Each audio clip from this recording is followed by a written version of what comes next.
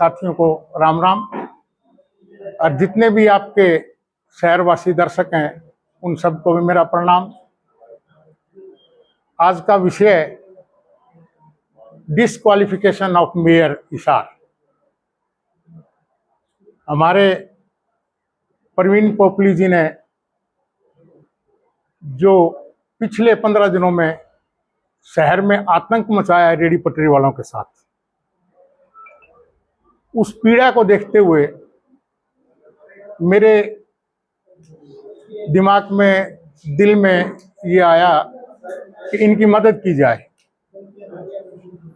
मैंने रेडी पटरी वालों की अच्छी आवाज़ उठाई। वो लोग मेरे पास बहुत बार आए, रोते रहे, हमारी आवाज़ किसी ने नहीं सुनी। मैं अतिक्रमण के खिलाफ नहीं हूँ, कोई हक में नहीं हूँ कि अतिक्रमण किया जाए, पर व्यवस्थित तरीके से रेडी पटरी वालों को पहले जगह दे करके या उनकी कोई व्यवस्था करके उन गरीबों को हटाया जाता तो मुझे कोई दर्द नहीं था। और मैं आज भी, अब भी एक बात कहना चाहूँगा आप सबको, आज भी प्रवीण पोपली जी उनकी अच्छी व्यवस्था करके और सारे शहर का अतिक्रमण हटाते हैं तो मैं पोपली जी के साथ। और जो केस मैंने डाला है, मैंने केस डाला इलेक्शन कमिश्नर को, डीसी हिसार को, रिटर्निंग अफसर हिसार को और कमिश्नर लोकल बॉडी चंडीगढ़। सबसे पहले इसमें क्या है, प्रवीण पोपली जी ने जो नॉमिनेशन फाइल किया है उसमें अपना नाम सही नहीं है। मैं आपको दिखाऊंगा इसमें कि प्रवीण पोपली जी का नाम उसमें प्रवीण कुमार नहीं है, पूरा एफिडेविट में पूरा सही है प्रवीण कुमार।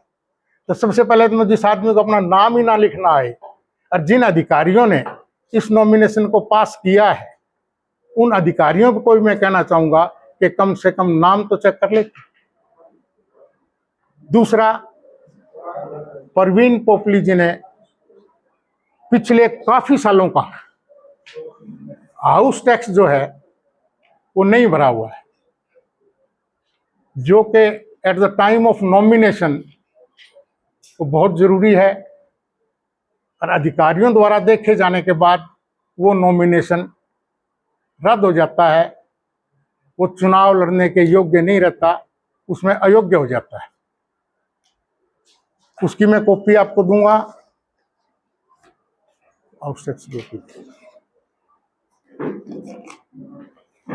अगर किसी भाई को किसी प्रकार का डॉक्यूमेंट, ये कागज मेरे नहीं है, और जो मैं आज बोल रहा हूं वो मैं अपनी तरफ से कुछ नहीं बोलूंगा, ये टोटल के टोटल डॉक्यूमेंट सरकारी है। कोई भी मीडिया कर्मी, कोई भी शहरवासी ये कागज देखना चाहे ऑनलाइन उपलब्ध हैं, उंगली मारो और निकालो।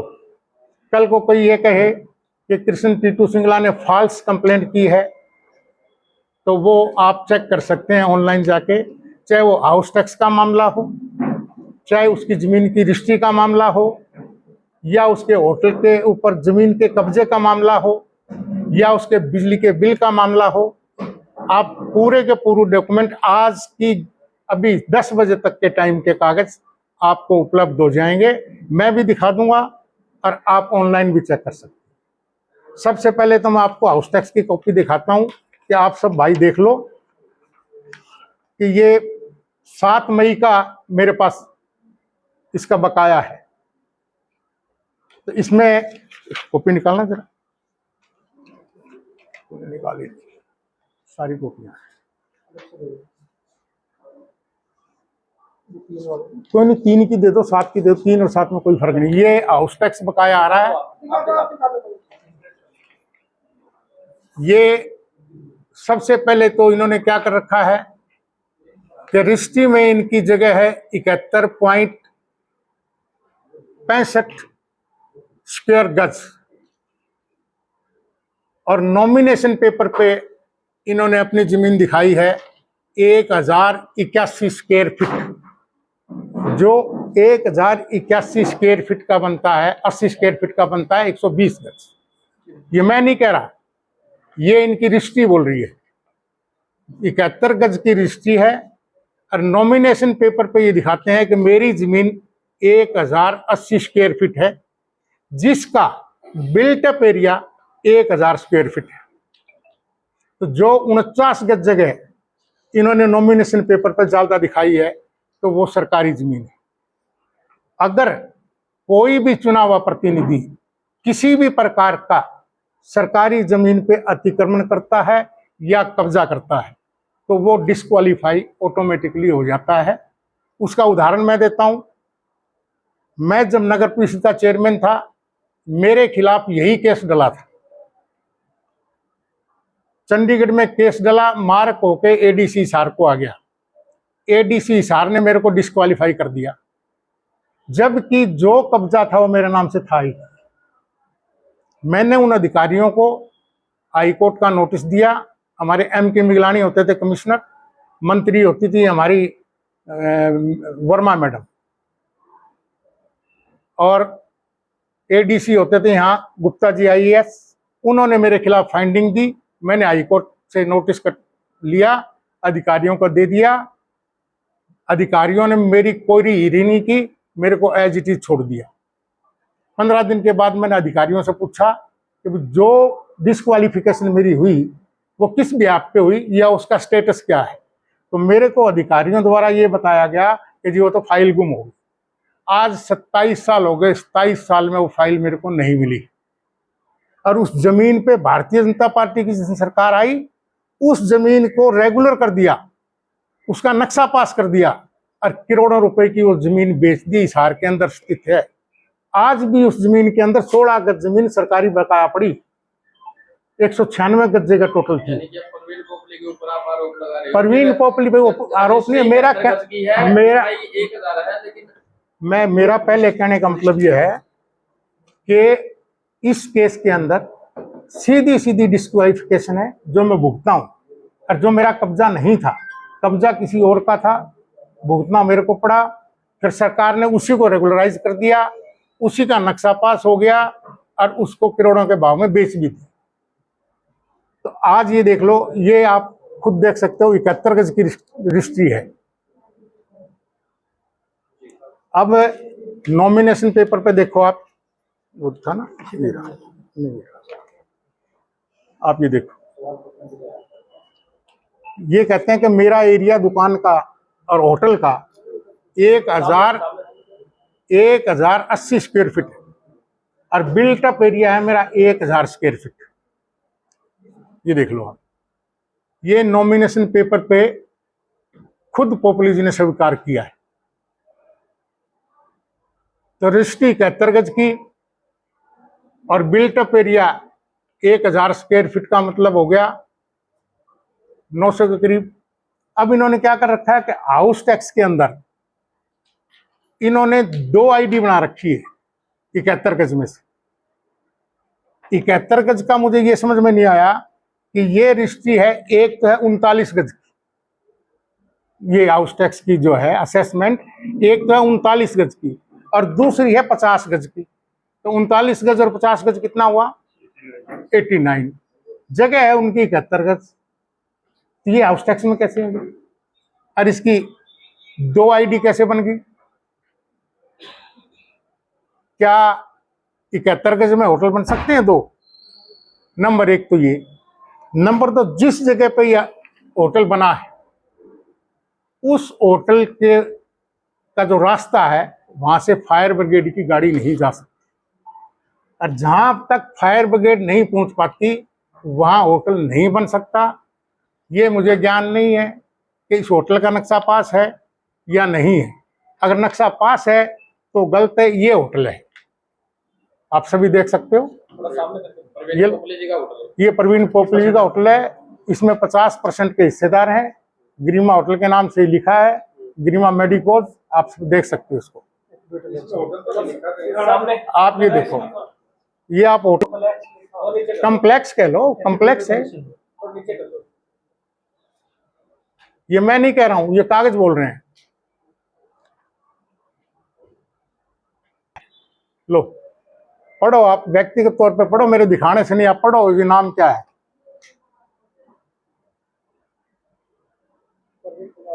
आप अच्छी तरह पढ़ो। मैं भी शुरू में चकमा खा गया था, प्रवीण कुमार है। तो ये जब अधिकारियों ने नॉमिनेशन पेपर चेक किया तो क्या कोई ऐसा अधिकारी नहीं था जो उस पेपर को पढ़ सकता था?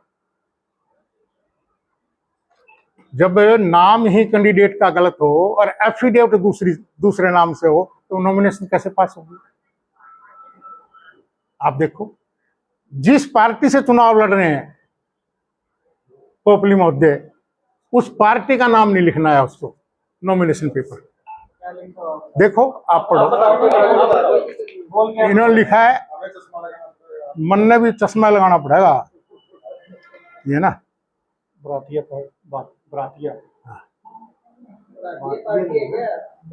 ये है। एक तो इन्होंने काफी सालों से हाउस टैक्स नहीं भरा, जो कि नॉमिनेशन के टाइम में उसकी एनओसी होती है। कितना बनता है सर लगभग उसका उनका हाउस टैक्स? देखो, जहां तक मैं समझता हूं इन्होंने स्पेशल कैटेगरी दिखा रखी है और कमर्शियल कैटेगरी भी दिखा रखी है। कमर्शियल कैटेगरी में तो है इनका, स्पेशल कैटेगरी में था 11.25 पर स्क्वायर फीट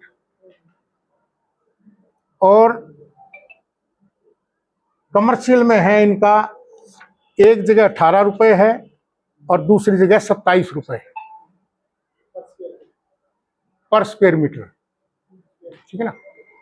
तो अगर इनकी कैलकुलेशन की जाए तो आज एक बिल में इनके 95,531 रुपए बकाया आ रहे हैं और दूसरे बिल में 1,13,000 कुछ रुपए बकाया आ रहे हैं।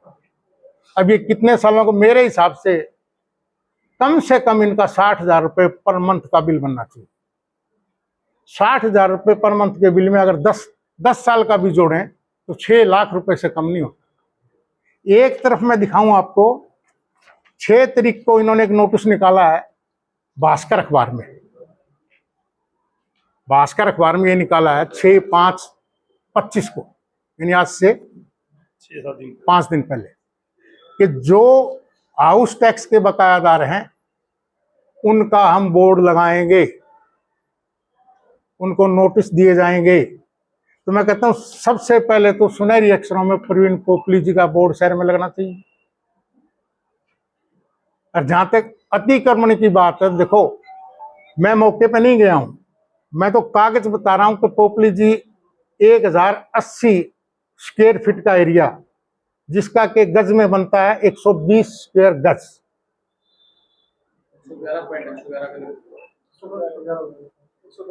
वो कहते हैं कि 1080 स्क्वायर फीट मेरी जगह है और 1000 स्क्वायर फीट में मैंने निर्माण किया हुआ है। रजिस्ट्री कहती है कि पोपली जी की जमीन 71.65 स्क्वायर गज है। ये रजिस्ट्री मेरी नहीं है, ये मैंने कल ही निकलवाई है, ये ऑफिशियल रजिस्ट्री है, कल की निकली हुई है, 12 तारीख का ये हाउस टैक्स निकला हुआ है। ये नहीं कि पुराना है, 12 तारीख को निकला, उससे पहले 7 तारीख को निकला, उससे पहले 3 तारीख को निकला। अगर इन कागजों में कोई हेराफेरी हो जाए, कोई छेड़छाड़ हो जाए, वैसे तो हो नहीं सकती। जो ऑनलाइन सिस्टम है वो बैकडेट में नहीं हो सकता। फिर भी गलती से 4 दिन पहले नगर निगम में आग लगी थी, कहते भाई इसका तो रिकॉर्ड फूक गया, अपन तो काला काट लिया। इसलिए 12 तारीख की डेट में मैंने सारे रिकॉर्ड निकाले। फिर ये जो रेडी वालों को तंग किया जा रहा है, इसको किस प्रकार देखते हैं आप? देखिए, मेरे को पीड़ा यही थी, मैं पोपली जी को अब भी कहता हूं, मैंने जहां तक याचिका डाली है या मैंने अधिकारियों को, इलेक्शन कमिश्नर को, commissioner of Haryana local body को, डीसी हिसार को, रिटर्निंग ऑफिसर हिसार को, मैं इन रेडी पटरी वालों को जगह दे दे, सही व्यवस्थित कर दे, मैं गारंटी करता हूं ये सारा केस वापस ले लूंगा। अदरवाइज इसको सुप्रीम कोर्ट तक नहीं छोड़ूंगा। डिस्क्वालिफिकेशन इसकी 100% बनती है। तो आप अगर नहीं डालेंगे तो कोई और व्यक्ति डाल देगा, उसको कोई फायदा नहीं होगा। आपकी बात मैं समझ गया। अभी मैं नहीं डालूंगा, कोई और डाल दे, उसमें इतना ही हो सकता है कोई और के डालने में कि ये डिस्क्वालीफाई हो जाएगा, चुनाव दोबारा हो जाएगा, और मैं डालूंगा तो इसका चुनाव, ये डिस्क्वालीफाई हो जाएगा, अगला मेयर मैं होऊंगा। ये कानून है। विनर घोषित कर दिए जाएंगे आप। बिल्कुल, ये कानून है, मैं नहीं बता रहा हूँ। प्रॉपर्टी आईडी 2 इसलिए करी टैक्स कम करने के लिए। मैं बताऊंगा ना। अब ये जहां तक मैं सोच रहा हूँ कि इन्होंने एक 39 गज की और एक 50 गज की जो प्रॉपर्टी आईडी बनाई है, इसमें भी शायद स्लैब का चक्कर होगा। मुझे नहीं पता नया रूल क्या है। इसमें हो सकता है 2 स्लैब हों, जगह कम होने की वजह से, तो प्रॉपर्टी का टैक्स की बचत करने के लिए ऐसे किया हो। एक बात और बता देता हूँ, कुछ लोग आदतन होते हैं ना, हैबिचुअल। इसका बिजली का बिल 4 महीने का पेंडिंग है। ये मैं नहीं कह रहा, आज 11 बजे 10:30 बजे का ये इसका बिजली का बिल है। देख, आप देख लो, मैं चश्मा लगाना पड़ेगा। बता दो आप। बिजली का बिल इनका पेंडिंग है 16,385 का। सरकार ने भी छूट करी है बिलों के अंदर, उसमें छूट लेने 4 महीने, सुनो मेरी बात, कमर्शियल में छूट नहीं करते। 23 अक्टूबर 94 को मेरे खुद के घर का बिल लेट पेमेंट के साथ आया था। उसकी ड्यू डेट थी 30 अक्टूबर 94 की। 23 तारीख को मेरे घर का कनेक्शन काट दिया रात को 9 बजे बिजली वाला में आके, जिसकी के ड्यू डेट थी 30 अक्टूबर, और मेरा कनेक्शन काट दिया 23 तारीख को। मैं उस कंप्लेंट को लेके एससी बिजली बोर्ड के पास गया। जब मैं ऑफिस में गया, एससी साहब ने मेरे को चाय पिलाई, अच्छा मान सम्मान किया। मैंने वो कंप्लेंट अपनी जेब में डाल के वापस मेरे घर आ गया। मैं कोई गरीब आदमी महाराज है, ये तो ऐसे काम करते हैं। मेरी ड्यू डेट 30 अक्टूबर, मेरा कनेक्शन कट रहा 23 तारीख को। तो आपके साथ इस यहाँ 4 महीने में नहीं कट रहा। आम आदमी का तो बहुत बुरा हाल होगा। उसके बाद दोबारा फिर वही कर्मचारी मेरे घर का बिल रात को आराम धीरे से फिर काट के आ जाता है, जबकि मेरा बिल भरा हुआ है। 2 बार कनेक्शन काट दिया। तो मैं ये देख रहा हूँ, आम आदमी, मेरे जब घर की ड्यू डेट 30 अक्टूबर है और 23 अक्टूबर को मेरा जो है कनेक्शन काट रहे हैं। मैंने पूछा उस भाई से, भाई मेरा बिल कनेक्शन क्यों काट दिया? बोले जी मेरे को घर वालों ने डांट दिया। मैं भी डांट तो तेरे को इसलिए दिया होगा कि आज तुम 23 तारीख को कनेक्शन काटने आया है, ड्यू डेट 30 की है। मेरे मोबाइल में रिकॉर्ड है, अगर आप देख, कल ड्यू डेट थी 4 महीने के बिल की। आज सुबह 10 बजे को बिल नहीं भरा गया है, नहीं कटा कनेक्शन।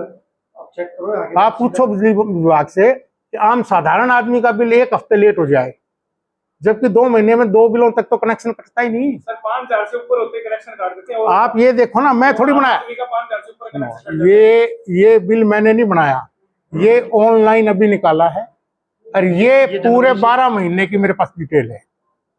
आप बेशक देखो, ये पूरे 12 के 12 महीने के मेरे पास डिटेल है कि कौन कौन से महीने में ड्यू। कागज बोल रहे हैं, इंटरनेट पे कोई भाई इसको निकाल सकता है। 10 एसी की रीडिंग 300 आती है क्या 1 महीने की? इसमें 5 मंजिल का होटल दिखाया है। 5 मंजिल के होटल में मेरे हिसाब से इसके फ्रंट में 6 या 8 एसी तो फ्रंट में दिखाई दे रहे हैं। 6 7 एयर कंडीशन तो इसके फ्रंट में है। दुकान में भी होंगे और पीछे जो कमरे हैं होटल के बैक साइड में भी होंगे। 17 किलोवाट का लोड है। 17 किलोवाट के लोड का 4 महीने का बिल 16,000 का आएगा।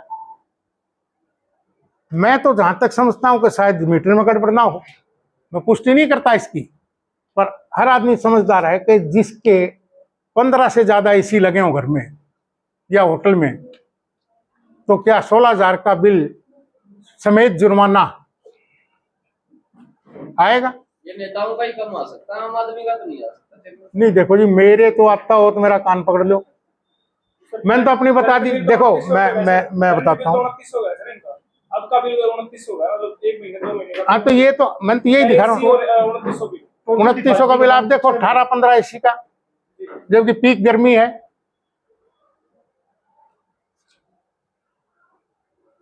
चलिए सर, अब ये बताइए, ये वो एप्लीकेशन जो अपन सबको भेजी है, चाहोगे तो आपको अवेलेबल करो। कमिश्नर हरियाणा को लोकल बॉडी, डीसी हिसार को, returning officer Hisar, ADC Hisar. मैं 10 या 15 दिन तक इंतजार करूंगा।